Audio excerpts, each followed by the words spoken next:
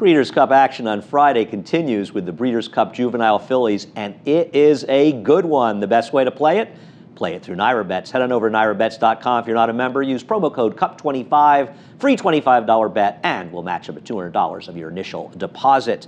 This Breeders' Cup Juvenile Fillies, while it's only a 7-horse field, the right ones are in here. They could have some filler, and it would make it a worse race, not a better race.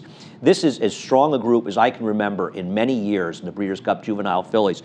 And I want to start with the horses that ran the fastest, Figs, and that was at Belmont Park in the Frizette when Day Out of the Office was able to beat Vequist, finishing 1-2. Day Out of the Office and Vequist are both horses that enter this race with excellent credentials, both of them winning stakes up in Saratoga. Day Out of the Office was able to win the Schuylerville, and then Vequist was able to win the Grade 1 Spinaway. Day Out of the Office had the run of the race in here, drawing well towards the outside and be able to control, but she ran. This was a fast race, only 2/5 of a second slower than Jackie's Warrior, who the prohibitive favorite in the Juvenile. She's good. And Tim Ham has a very, very good horse as he's looking to win another Grade 1, and it's great to see these connections have a shot in a Breeders' Cup race. I do think that Vequist was compromised by the inside and kind of rating off of horses on the inside and waiting to get a seam. And I think it allowed Day Out of the Office to get the run of the race, and Vequist couldn't really make up that ground. Vequist draws towards the inside today, and I think Joel Rosario is supposed to go with her. Center the front, try to wire the field. I like these two horses. I think they may be the two to beat, but I think Vequist might be the one that upsets the apple cart.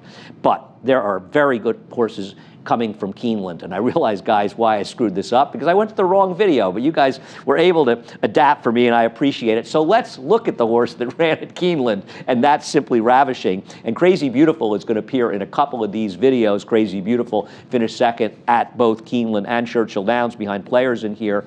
But Simply Ravishing was simply terrific in this race, absolutely galloping on the front end. Now, she did get helped a little bit when the eventual third-place finisher didn't break in here, and that made her job easier, but let's not kid ourselves. She was going to win this race regardless. And she's shown the ability to sit off horses. Now, if horses like Vequist and Day Out of the Office that are much faster than her are able to outrun her, and I don't really think she's that quick, is she going to be as effective if she's forced to rate? And I think that's a very, very reasonable question, because I'm not sure how forward she can be expected to be, because there are much faster horses than her early. I think Simply Ravishing has very much a big player in this race. She has the big winner over the track, but she has her work cut out of her. She is one, in my opinion, of the big three in a race that may have a big five.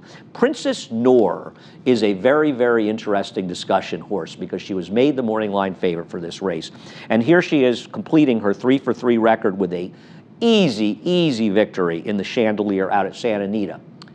The problem with Princess Noor is she's slow. Speed figures matter, and she has consistently run numbers that are not just slower than the main players in here, they're a lot slower. They're 5, 6, 7, 8 lengths slower than the main players here. So, and it's not like she did it once, and she ran other fast races. She's run 3 races that are all very similar from a speed figure standpoint. She's a 2-year-old filly. She could easily improve. She also ran those 3 races in a 5-week span. So Bob Baffert was cramming a lot into a very short period of time. And now he's had 6 weeks since the last race. So it is very likely she will improve from a speed figure standpoint in there. But how much can she be expected to improve? And if she were 5-1 or 6-1 in this race, that she should be based on the difference in numbers, I wouldn't have any problem with betting on her if you really think she can improve. But you're betting a horse on the come that if she's not favored, she's going to be too short a price. As good as Bob Baffert is, there are some extremely good 2-year-old fillies in this race. It's not like Princess Noor has to leapfrog 1. She's got to leapfrog at least 3, and maybe 4 in here, because the number 5 Girl Daddy is no slouch as well. Now, she didn't beat Crazy Beautiful as easily as Simply Ravishing did when that one beat her at Keeneland, but as you look with Girl Daddy, she ran very well at Churchill last time. And it's not as though she was way off of a fast pace. I thought it was a very, very impressive win by her.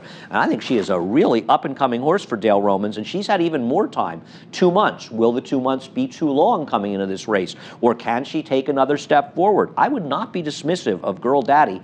She is part of the big 5 in this Breeders' Cup Juvenile Fillies, a very, very fun and interesting race.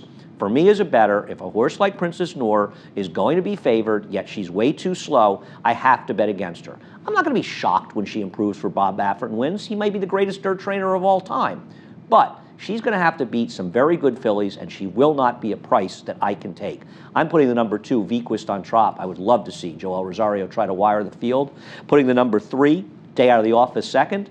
The number 1, Simply Ravishing, third. The number 5, Girl Daddy. For me as a player, I have to bet against Princess Noor at what I imagine will be an underlay. The Breeders' Cup Juvenile Fillies, not a race you want to miss, and it's a race, like all races, you want to play through NYRA If you're not a member of NYRA head on over.